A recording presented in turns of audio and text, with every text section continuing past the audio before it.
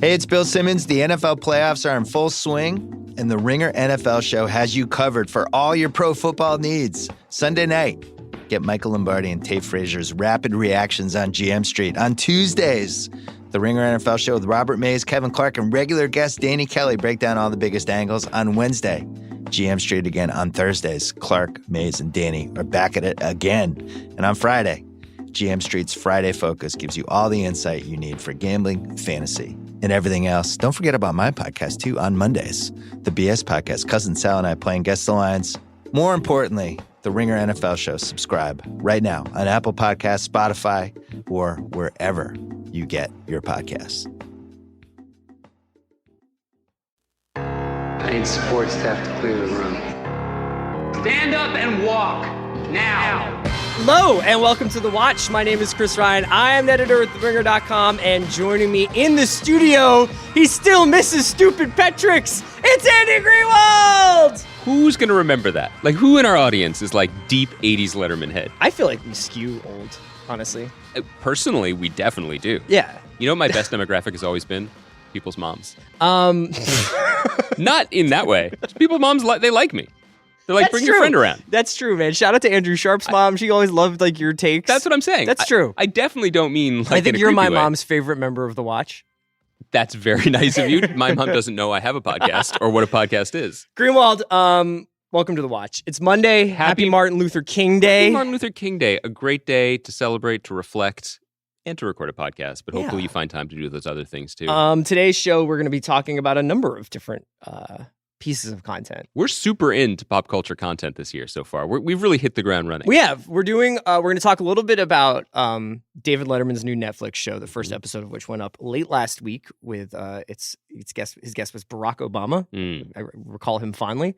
We're gonna. Before we used to do in or out, and we would say like, "Here's a news story. Are you in or you out on like this?" And now I'm out on all news stories. So we had to change the bit. You're out on push alerts. Oh my God, yes. We're going to do in or out is going to be our way of kind of, you start a show, are you going to keep going with it, right? Mm-hmm. So the first episode of the Assassination of Gianni Versace, the American crime story, the Ryan Murphy show. By the coward Robert Ford? No, he's not involved. Unless, you never know. Twist. It could be like Dark. We're going to talk about that. We're going to say whether we're in or out on that. And then the second sort of segment of the show, last segment of the show, we're going to talk about Breaking Bad. Because January 20th is the 10-year anniversary of the first episode of Breaking Bad, believe it or not. I'm going to go with not. Yeah. So let's get started. Do you have anything you wanted to get off your chest before we get into David Letterman? Should I talk more about people's moms? Say hi to your mom for me? I thought that was working really well for me coming off the weekend. Netflix just has this guap. They got guap to burn. Yeah. Yeah. So they've just been signing people up to do stuff. And by all accounts, when Netflix gives you a show, especially if you're one of these iconic characters, be it a Letterman, be it a Chelsea Handler, Chappelle, be it a Chappelle, be it a Chris Rock, Kathy Bates, they're just like, what do you want to do? What do you want to do? Here's the money. You let us know what you want to do. Here's more money, less money. I don't know. David Letterman, obviously one of the most recognizable names and faces in pop culture of the last 40 years. Yeah, sure. Yeah. And they hired him to do this show called My Next Guest Needs No Introduction. I think they hired him to do whatever he wanted, and it turned into a show called My Next Guest Needs No Introduction. So the first episode, 6 episodes, he signed up to do. For this season, yeah. And the first episode is with Barack Obama, our former president, or most recently former president. Mm-hmm. It's about a 45-minute episode. A little bit longer, a little bit longer. And I don't even know why I'm like slowly walking up to the plate on this one. This kind of like, I had an out of body experience watching this. Yeah. Not only because I got nothing but respect for my old president, but because I was like, it turns out that David Letterman's, my thing with him was not his interviewing technique. Yes. Well, I think that let's before we talk about the specifics of the episode and the like deep existential sadness that is laced through these 50 minutes that I was not prepared for. The level of emotion in the show for a viewer, but also for the participants in the show. So you felt really sad watching it. Yes. But I do want to begin by saying my macro reaction was fascination, because we rarely get to see someone who was at the top of one game downshift like this. Are you talking about the president or Letterman? Great call. I'm talking about Letterman. Okay. Because it is his show going forward. Although I would love to see just the two of them just keep chatting about the Edmund Pettus Bridge for 6-7 seasons. I would be fine with that. Letterman was dinged a lot in the last decade of his show for being mostly checked out. Right. You know, he had lost his fastball, some would say. The sort of devilishly ironic snark that he invented, basically, that influenced an entire generation of not just late night hosts, but comedians, had faded a little bit. And at first, that was because he was just outwardly, I'm not going to say more emotional, because he really wasn't ever emotional, but he became a much more emotionally open person after his open heart surgery at the beginning of the century.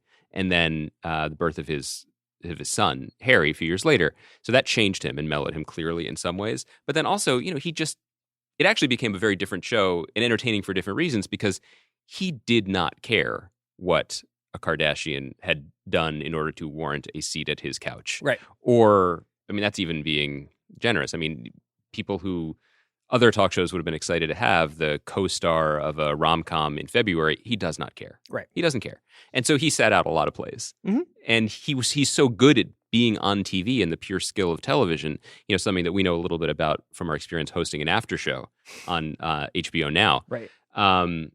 He made it work. So he became an institution. Yeah. Yeah. And I miss him on TV just because at certain moments, the moments that you and I, who don't really watch late night TV shows, turn on late night TV, he was kind of a bedrock. I'd like to see how he did things. Safe to say that if CBS or whoever hadn't sunset Dave Letterman anyway, that the world of viral late night would have. Yes. And so what I was going to say was, so now he's back in a more comfortable spot for him now. And what he wants to do, he could do anything. What he wants to do was I found it really, really interesting, because, I mean, yes, the next guest this week is George Clooney, but Letterman doesn't care about contemporary pop culture. You know, he cares much more about the state of the world. He cares about the things that interest him or, you know, distract him. And so to see someone with his mind and his perspective on things just be the way he wants to be, and obviously have his facial hair the way he wants it to be too, it was rare. You know, Carson didn't, I mean, they're very different people, but Carson was Letterman's idol. Carson didn't downshift into a web series. You know, Carson didn't become a correspondent on 60 Minutes like Morley Safer, chatting with people he found fascinating. Yeah. Carson just golfed and went to Bel Air. Letterman still wants to do something. And part of the fascination of watching the show is him really figuring out, he didn't know what he was doing in this show to a degree. I don't mean that to ding him. He was like, I don't know what this is, but we're going to talk. And how outwardly emotional he got. And just nakedly like, I really only respect you as my president. Sure. We're not used to seeing that from David Letterman. Yeah, I guess it depends. So the reasons why I like Letterman, aside from like, obviously the earlier stuff that was so... You like his earlier stuff better. Well, it was just so interesting because it was like a war on the actual medium that he was actively participating in. And then a lot of other people, whether it's Conan or whoever, like kind of took that and did riffs on that sort of persona. I did not like this show, the Netflix show. I thought that it felt like it was being broadcast from an alternate reality where I got harder questions for the president than David Letterman was kind of asking. You want to talk about drone warfare? Well, no, it's not about that. And it's also just like, I just found that I think maybe there was something to the live element of it. So they record this in front of an audience. There's this bit in the beginning where they pretend like, I mean, they pretend, but they were like, do you guys know, nobody in the audience knows who's coming out. And they think maybe it's Clinton for a second. And then Obama walks out and they do this long live interview. And there was something about the live element of the interview where I felt like they were kind of, the question and answer seemed to be designed to elicit kind of like rounds of applause rather than be an actual, like a deep dive in conversation. Well, and I found most of Letterman's questions to be, frankly, vetted. Like I felt like they were run through what are the things that we can talk about? Trump is very clearly not named by name, although several themes that have come out of the Trump administration and the election are kind of run through. But ultimately what I felt like was there was no there. Yes, there were definitely two competing agendas here for sure. I mean, one of them is Obama chose this to be his first sort of major televised interview since leaving office. Clearly, I've been thinking about this just not as a podcaster with an opinion on a Netflix late night show, but just as a person who's in the world and terrified of the world. Sure. I think he is, as he has often done in the past, and this has frustrated people, playing the long game. Now, as we learned from Hawaii over the weekend, we might not have a long game. Yeah. But I do believe that he is intentionally withholding fire. That's a poor metaphor, but he's not outwardly criticizing the disgrace. He respects the office of the presidency too much to break protocol or break tradition and be openly critical. But more than that, he's saving himself for what comes next, when we are going to need people of Skynet becomes active. That's option one. Yeah. Option two is we are going to need people with dignity to get us back to being a country, if that's even possible. So I do think that that's part of his calculation, and I think there was calculation there. The other part of it, though, I think Letterman, he's never, as you said, interview part was never what interested him. Right. But now he wants that they made this the centerpiece of the because that's the show. I think this one is Occam's razor. I think he just wants to talk to people and figure out something that interests him again. And there's this whole thing where he's like, I went to Japan and I went to the Faroe Islands or whatever. I think that's what he wants to do, and I think that he is a older guy who is very much involved with his son's life and thinking about his future. Because of his son, and his questions are extremely normcore because of it. Yeah, and his interests are extremely normcore. So I agree. I'm talking around whether I think this was a successful project, a successful television show, because I don't know yet, and I don't think anybody knows yet. But I was both deeply moved and upset by the eloquence and humanity of our former president. I'm a fanboy. I lap up these stories about taking his daughter to college and fixing the lamp. Like, I find this stuff very appealing and human and sweet. But I also think this idea of second acts and what he can do with his role as ambassador not an actual ambassador, although many of those are empty around the globe, I would like to add. But as this person with this cultural cachet, what can he use this platform for? And, he could do what Seinfeld does with comedians in cars. You're talking about Letterman or Obama? Letterman. Okay. It's very unclear, right? I do think that he could do what Seinfeld does, comedians in cars getting coffee, which is now on Netflix, and I really enjoy that show, full disclosure. He could talk to people that he thinks are funny and just have fun. And he has Tina Fey coming on this season, and they've always done good interviews because he's just delighted by her. But he also has Malala coming on. What's that going to be? Right. I don't know. But this is a weird. There are so many opportunities with streaming services. There are so many more opportunities for first acts than there used to be. Yes, there are also more opportunities for second acts. And there's just an element to this. Is just like this was like bad long form to me. Bad long form journalism, where you get the feeling like this is supposed to be an antidote to the fact that when you turn on CNN or MSNBC, you see four faces screaming at you, and they've got like some fake ultimatum on the banner that's running underneath of them, and everything is. It's the end of the world as we know it. And even though that may be the case, but this felt like it was overcorrection of we're really just going to get into like two guys talking on stage because that's what people really want. And I felt like ultimately it just didn't get at the urgency or the seriousness. I mean, it obviously got at the seriousness of the moment, but I felt like Letterman is not my, like you were saying, like he's not a 60 Minutes reporter, and he's not asking the kind of questions that I guess I kind of wanted asked. And I don't think I think that it's nice that he has this second act, and I understand the parallels that you're talking about, but there was something incredibly unnecessary about this show to me. There is, I find it very hard to argue with you. Yeah. I just think that considering who Letterman was at the beginning of his career and how we first came to know of him, and it's hard to overstate this because in the 80s, when I was not staying up till 12:30 on weeknights on the reg to watch him, he was whispered about and talked about with the same reverence as like early REM and like this sort of college rock. Right. And it was, however we were able to access what passed for cool in the 80s when we were like 8, 9, 10, 11 years old, just as we were on the precipice of wanting to know about this stuff, he was the forefront of it. Right. And to see that his second act now is super emo. That the whole part where he walks across the Pettus Bridge in Selma with John Lewis, I don't know what purpose that served other than to give succor to Letterman. You know what I mean? We've seen people walk across this bridge. We saw a movie about it. I know. And I was thinking, how many times do you think in his 25 plus years, 30 years on late night television, did Letterman have John Lewis come sit next to him on the couch? Maybe zero, maybe once or twice, but probably zero.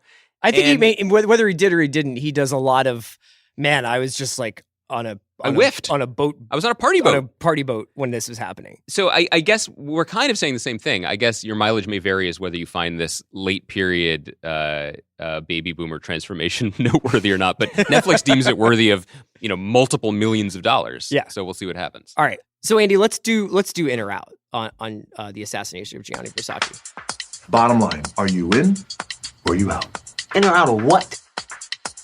First, we should say we're previewing the show.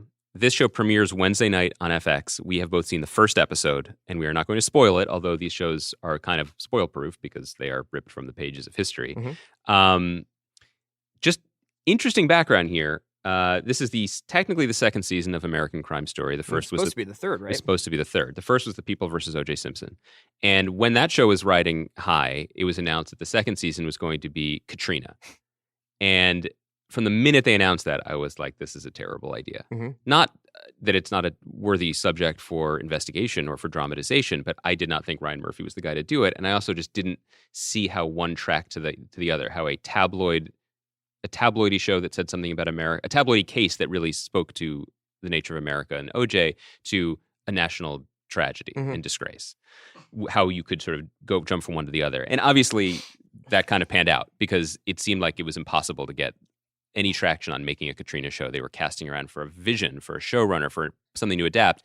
And when they finally realized it was going to be over a year before they returned to this lucrative franchise for the network, lucrative both in terms of viewers and in terms of awards, they were like, come up with another one for third season. Sure. And the third season jumped the line here. Right. And here we are 2 years after OJ premiered. That's right. With this new series. Once again, directed by Ryan Murphy from his team, but with a bunch of interesting other people involved. So what do you think? Yeah, I'm in. And I'm surprised because I think I actually was probably on I wasn't particularly vocal about it, but I think that as the season went on, I became less and less impressed with OJ. Yeah, I was interested in that. I didn't know that. I thought we were both all the way in on that. I don't know whether it was OJ fatigue or there was something about the handling of it. You know what it was? It might have been the reception of it versus the handling of it. The show itself, I thought, had some incredible performances, even though there was an element to it that I felt like I knew the story well enough that there was something weirdly like karaoke about it. Oh yeah. I don't know. I didn't know anything about the murder of Gianni Versace or Andrew Cunanan or any of these people. And I think that's why I found this so compelling. Mm-hmm. Now, it's worth noting that the Versace family does not care for this show. No.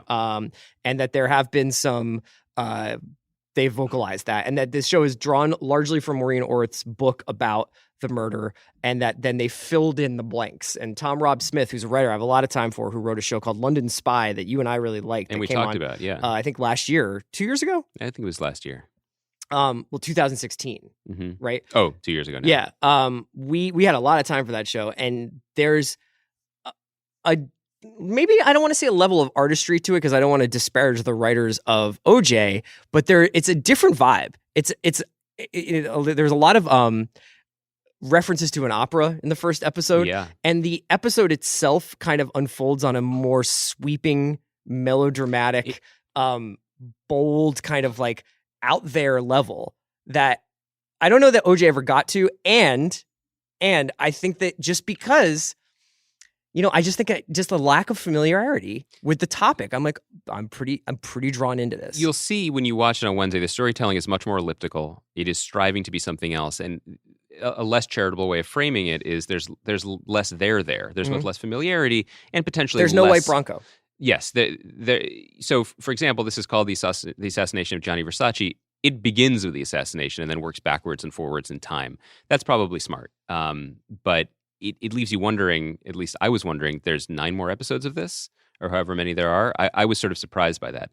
To the Tom Rob Smith aspect of it. He's a really interesting writer and a crime writer. And London Spy, it's rare in TV when you can tell someone's style when they're working in very different forms. London Spy was for British television. It was his thing. He wrote it, he created it, and he show ran it.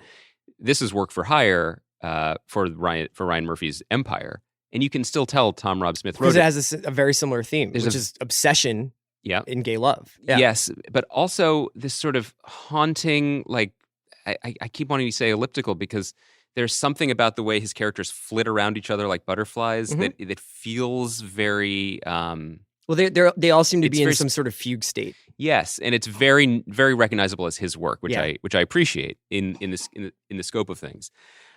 I am cautiously in, and I think what we decided is we're going to watch another episode next week and then revisit on Thursday.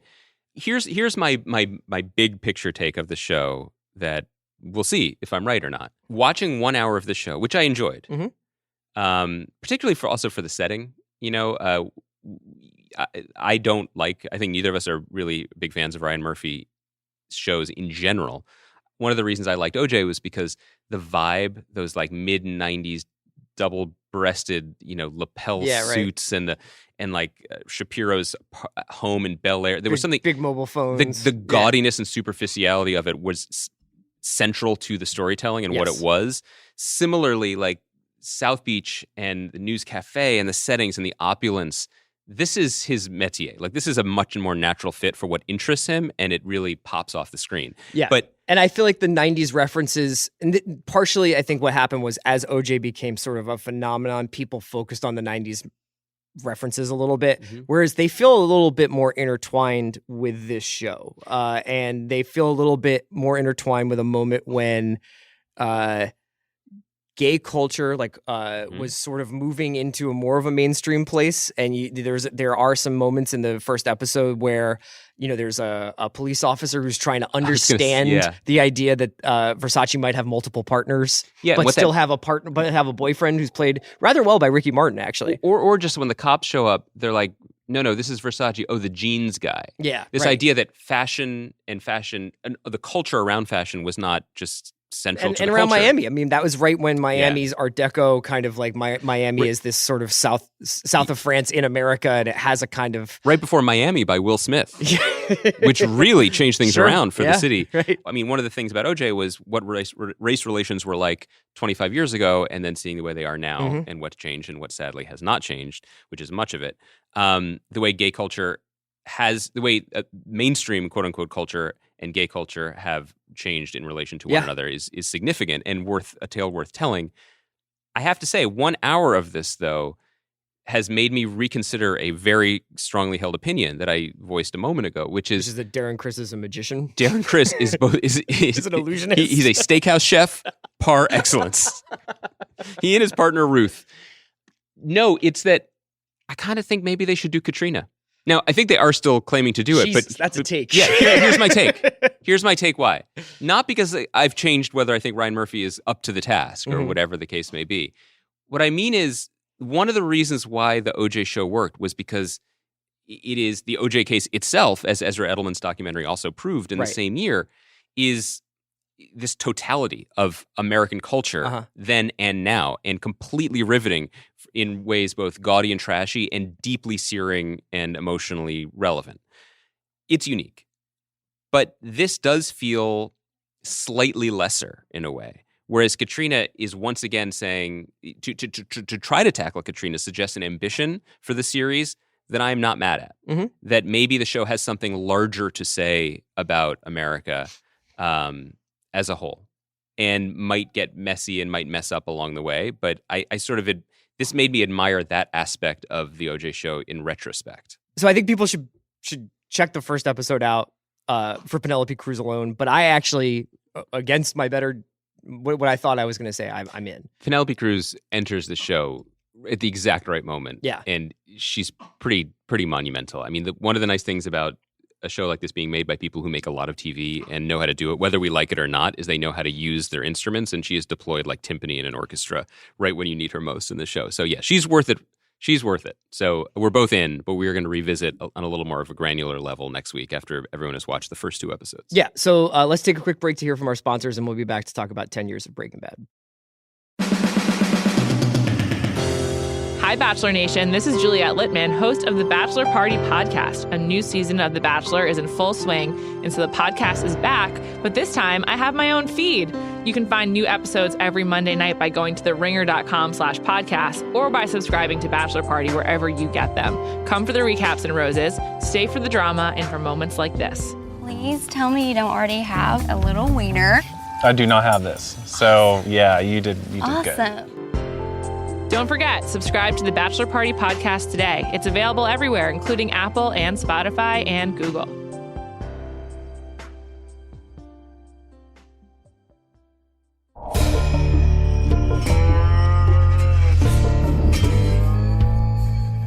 All right, Andy, we are back. On January 20th, we'll be at 10 years since the Breaking Bad premiere. Breaking Bad is an interesting show within the sort of golden age of TV. I don't know that any one show went through as many changes, not in terms of like the people behind it, which was a relatively steady creative group behind it: Vince Gilligan, Peter Gould, Sam Catlin, Maura Wally Beckett, Michelle MacLaren directing a lot of episodes. Michael Slovis, I think, shot the entire thing. And obviously the cast, which was largely together until the last season, with some as they started to fall off along the way. A few dropping off along the way. But it was different shows. It was a couple of different shows within its sort of 5-ish season run. I mean, season 5 is a little bit of an extended run, but it was also broken up by time. It feels like it was on the air for a lot longer. It does. And I rewatched a bunch of it over the weekend, just in bits and pieces, because it's still on Netflix, so you can just kind of flit around and you can kind of watch your favorite scenes, and then there's a Ted and Skylar scene that you're like, I can't believe this was on the show. Anna Gunn is so good on this show, but a lot of her plot lines were really uninteresting. They did Skylar dirty, man. But I was watching how I couldn't help but feel like it is at once so incredibly influential. And Alison Herman reminded me that we had said something about how it might be the most influential Golden Age show. Yeah. And also how unlike it is from anything that came after it. Yes. This is unfair to Gianni Versace, the show that we're just talking about, but I was even watching that last night and watching some of the sort of very TV things that they do, or just very like screened entertainment things that they do. Like at the end of a conversation, Donatella Versace stands up and turns around to a balcony to look out at Miami because why? They need an exit shot. They need to get out of that scene, but they want to have Penelope Cruz looking into a camera, so they need her to stand up, even though nobody would ever do that, and look out over a balcony. How about when she's like, my brother has just died, just so we know who she is. Exactly. Yeah. When you watch Breaking Bad episodes, especially when it became, whether you want to say 2.5 on, or if you want to say after Jane, obviously we're going to spoil Breaking Bad if you haven't watched it. That's on you, homie. Yeah, sorry, homie. When you watch peak Breaking Bad, it just feels like every single thing moves a story forward a little bit. And when you're watching it now, and I'm not a big rewatcher, actually, despite being on a podcast called The Rewatchables. I'm not a big television rewatcher. No, me either. Man, there's a lot to see there.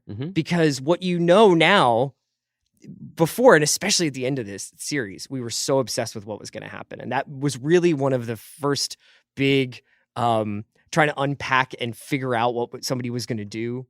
Ways of talking about television. We're kind of really obsessed with that now, but taking clues and trying to say like what's going to happen with Walter, what has to happen with Jesse, whatever.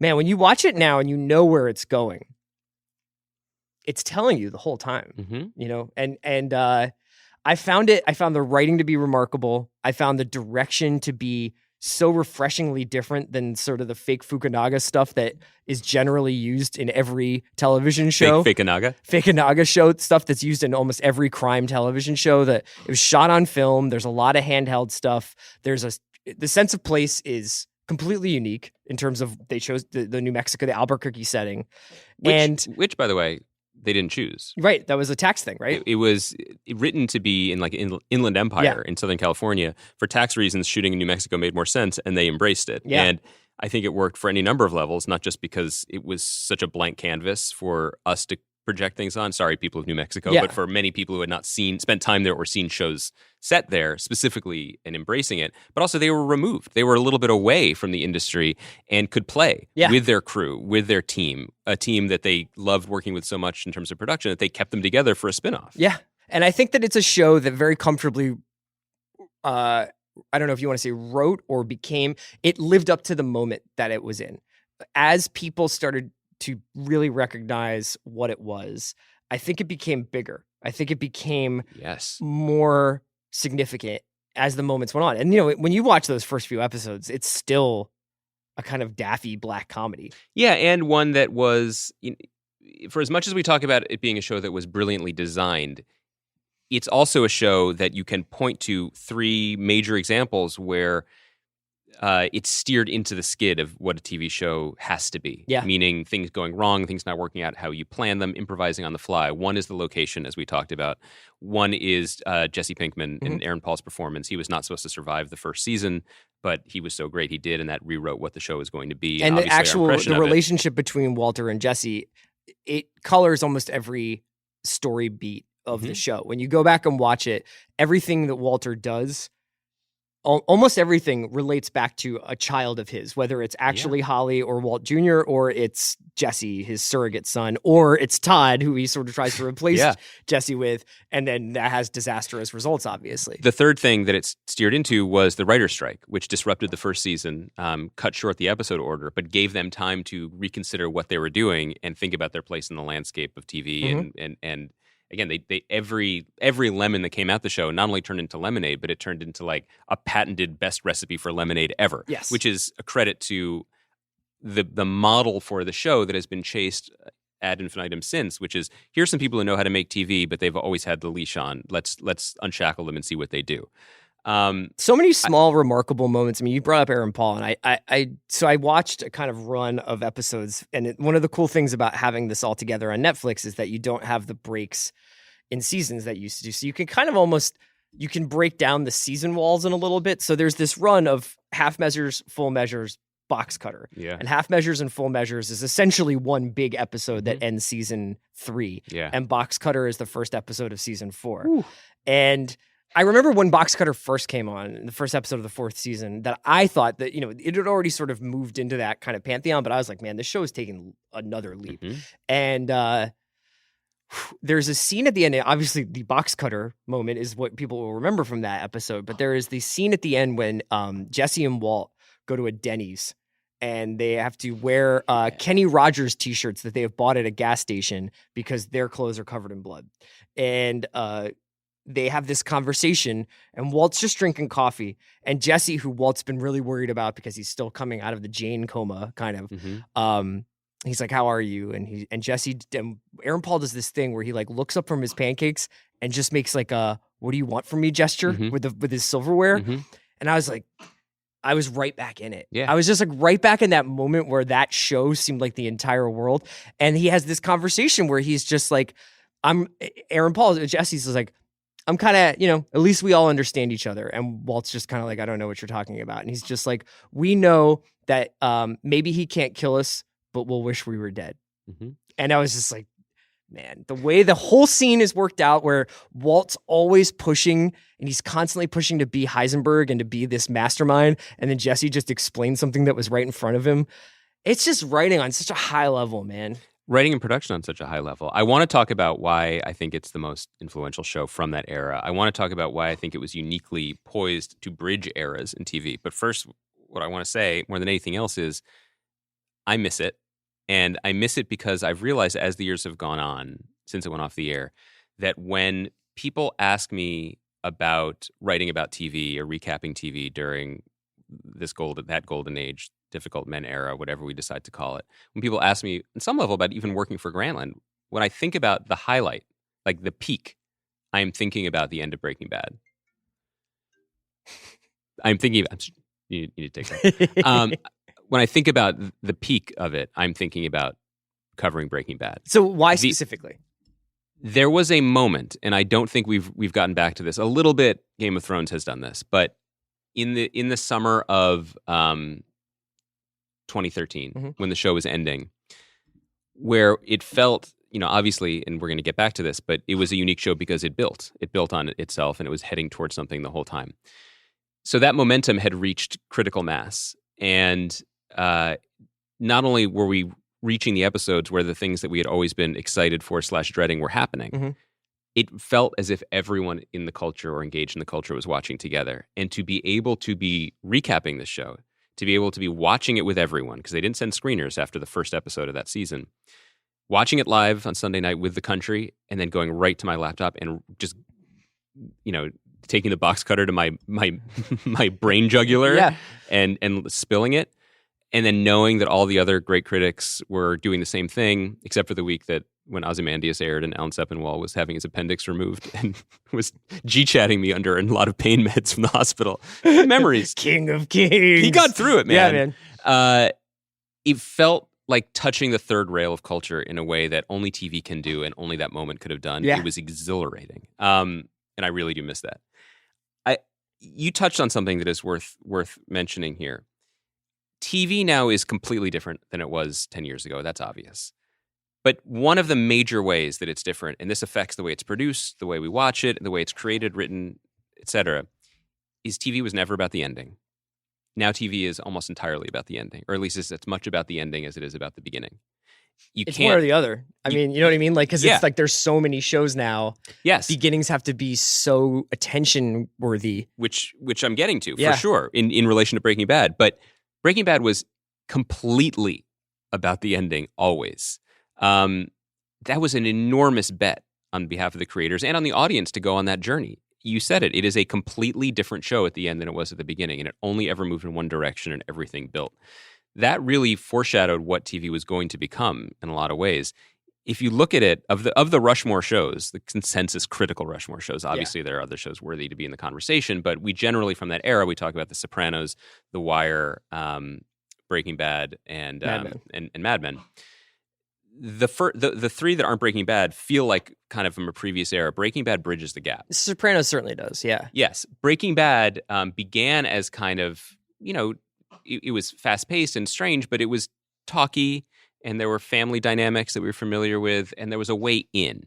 Once we went in, though, like Heisenberg, there were no half measures, and we went down. And they also they played that character as a schmo. Yes. And when we came out the other side, we were different, the characters were different, but TV itself was different because, and this speaks to the influential aspect of it, all of a sudden we had these expectations. We had these expectations of ferocity in storytelling. We had these expectations of filmmaking. I mean, Rian Johnson went from directing 2 episodes of Breaking Bad to directing Star Wars. Mm-hmm. He did other stuff too, but there is a connection there. We had this expectation of what you can do with characters, what the audience can expect of you in terms of, and then deliver on it. Well, it starts as a show about 3 or 4 people. Half of the first few episodes take place in an RV in the desert. It feels like this very, very, very small character drama. And then one of the things that I really, really loved about Breaking Bad was I sometimes when, it'll get to season 2 or 3 of a show and they've added and added and added characters and you're just kind of like, are you guys just kind of trying to freshen up the mix a little bit or add different casts, or is there some sort of like mandate coming from the network that you need to try to like attach new names to it? They're trying to perfect the cook. Right. The fact that you go through this show and it's like Tuco and Saul and Lydia and Mike and Gus and Victor and Gail and all these names that I'm naming here, and you're like, oh yeah, those people were fascinating, man. The world got better as it got bigger on this show. And the sense that they were all there all along, that we were just traveling into a different level of Dante's Inferno and encountering them. I think that in terms of being influential, a lot of the influence is the wrong influence. People look at the last season and the first episode of the last season when all of a sudden it's the time jump and Walter is making the bacon for his birthday and he buys the gun.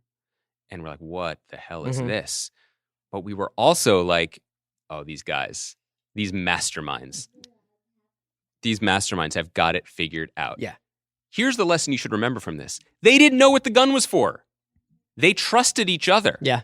And they put the gun in there and they're like, we better figure this out. Yep. And they figured it out and they made it all fit into place and look brilliant in retrospect, which is how TV always used to work and should work. Yeah. The problem is people are like, oh, those geniuses, they threw something against the wall and they spent the whole rest of their show trying to like build the house around that one thing. Not true. Right. So think about the patience required for Breaking Bad to get to the Breaking Bad part, to get to those last seasons.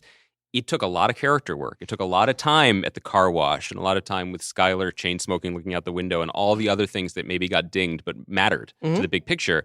Then you get to Ozark, which I haven't finished. I'm going to finish. And I like it. You know that. Yeah, of course. But Ozark is the ADD version of Breaking Bad. It starts in season 4.5. Yes. Right? It starts in crawl space, basically. And so, yes. And so what I'm kind of thinking that's unique about it is a lot of people look at 70s cinema and they're like, oh, what a great era for writers and American movies. And then Jaws came. And people love Jaws, but Jaws was the moment when all the studios and all the money people said, make that much money? You can do this? Yeah, right. You were serious about that? And then everyone starts everyone starts to chase Jaws. Yeah.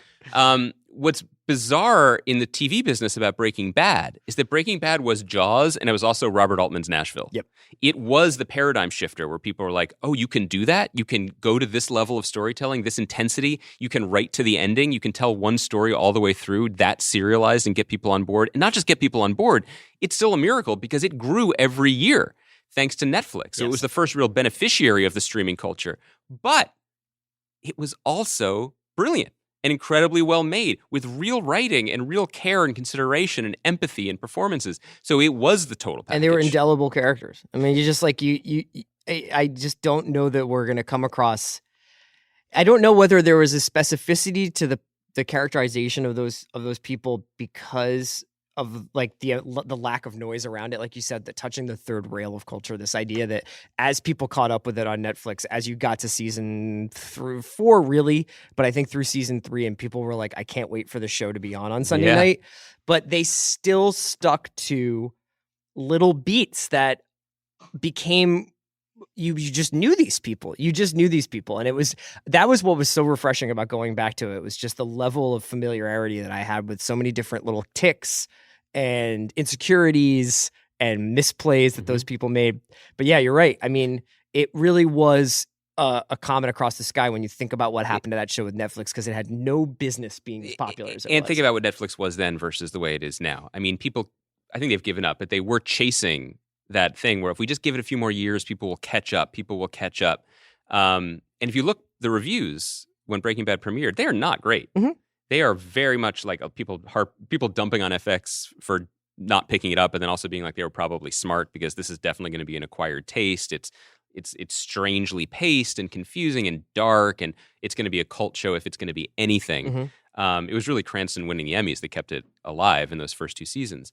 But that doesn't happen anymore, this idea of a streaming service allowing you to catch up, mainly because the streaming services don't care about that. They want you to watch their stuff. Yeah. You have to begin with the bang now. You can't really do a show this way anymore, both because Netflix isn't there to save you at the end of it, but also because there's too much competition. People are not catching up on stuff. So while it feels, of those 4 Rushmore shows, it feels the most contemporary, and it's certainly the most fun to watch, if that's what you're chasing, it is as much a artifact of a different era as they are. So do you have a favorite episode? Do you have a favorite run of episodes that like a certain, like I mentioned half measures, full measures? The show is so alive in my mind as something, it's alive in my mind in the way someone you knew was alive. Yeah. And that the version of them you remember is the totality of them, the accumulation of them, where they were when you last saw them. So do you veer towards 5 then? But only because of how alive that time still feels for me, how visceral it was covering the show and just crackling on a Sunday night till God knows what hour of the morning before publishing. I find season 2 still a little bit difficult to get through. Just because it's so sad and so uncomfortable, and it's just really dark. And they were calibrating, how much can we tip people straight down to the bottom without giving them some oxygen, some lightness, some humor. Until you just said the half measures, full measures, that was probably the most electric the show was because of where it had been and just how it and the open road still in front of it. I love that feeling in shows where you're like, oh, now we've burst through the whatever barrier had been erected, and we're just now on open road. But the end, remember Dead Freight? Yeah, look, but the show stuck the landing. Yeah, that's insane to me. I will always adore the fact that not only did it stick the landing, it gave everyone. It was kind and empathetic to its audience, even while it was kind of hard and cold and cruel to its characters. It gave people both endings. Yeah, I love that about it. Ozymandias, one of the greatest episodes of television ever made. And then, which they kind of knew before the season started, because I was watching that trailer where it's just Cranston reading the poem, and I was like, yeah, you guys know you got a burner on. They knew what they had. Yeah. Leading into Granite State, which is this strange, elegiac, sad spiral. That's the Robert Forster episode? Yes. Yeah. Where he's just alone with a useless barrel of money, paying someone thousands of dollars to keep him company. Yeah. That's one way the show could have ended. And Emily Nussbaum wrote a whole piece about this at the time in The New Yorker. To her, that's when Breaking Bad ended. That was the correct ending for her. But then it gave us one more hit. And that was the actual finale, which was preposterous in many ways, but also in keeping with the Rube Goldberg science experiment the creators have been doing the whole time. I really admire the way they pulled off that two-step and gave us those two different, I apologize to Jesse Pinkman, those two highs at the end. Yeah. You know, it's hard to, having survived the run of the show, not many characters did, but having survived watching it, it's hard to remember the beginning. Yeah.